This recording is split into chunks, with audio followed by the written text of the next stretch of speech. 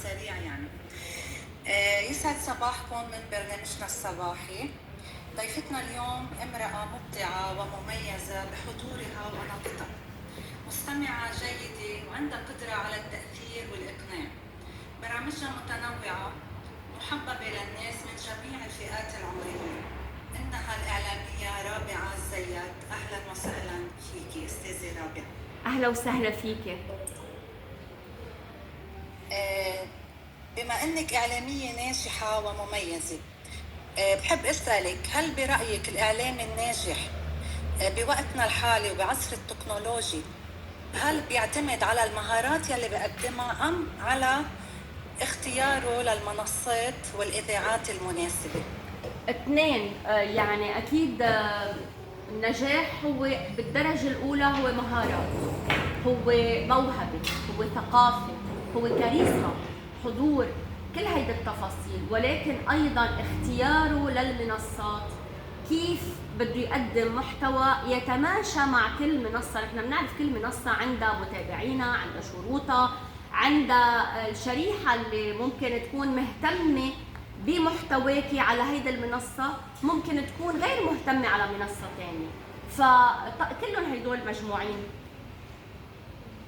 لأنه بنلاحظ أستاذة رابعة أوقات في إعلاميين ما عندهم محتوى ولكن بينشهروا أكثر من غيرهم. نعم.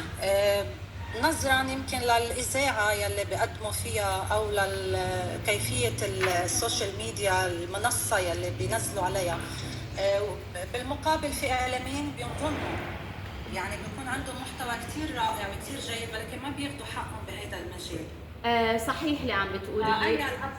فأي الأبدأ من رأيك؟ هل هي إنه ولا بده يجمع بين الاثنين؟ مثل ما حضرتك هلا عم تحكي. هلا هو المثالي انك تجمعي بين الاثنين، بس انك انت تشتغلي على حالك وتكوني مثقفة وقوية وعندك كل هيدا الصفات اللي هي عم تشتغلي على نفسك فيها، هيدا مهم. هيدا خيار بإيدك. اللي منه بإيدك هو انك انت تكوني على منصة قوية تسوقك بشكل صح.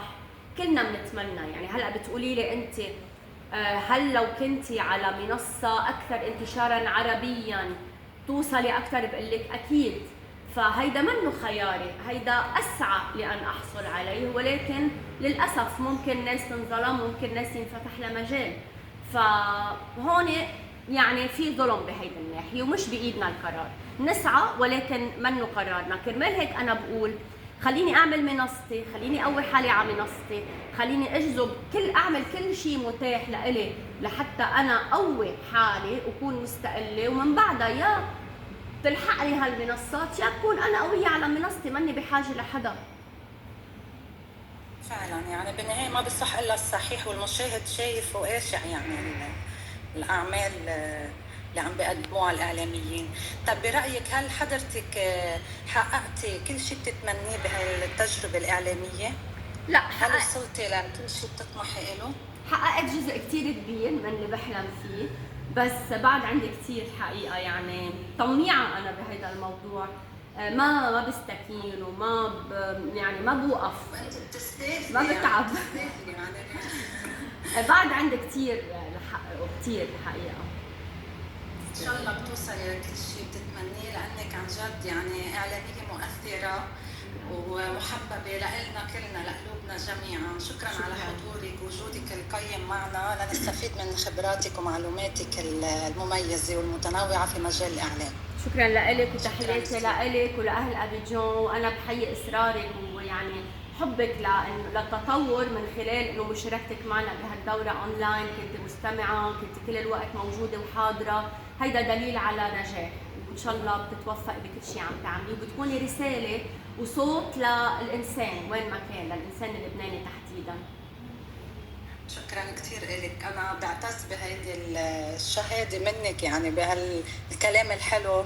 انا بشكرك من كل قلبي وبشكر جميع الحضور، وان شاء الله بنلتقى قريبا هيك وجه لوجه، بنقدر نكون وجه لوجه. اكيد ان شاء الله. اهلا وسهلا فيك، اهلا وسهلا فيك، شكرا.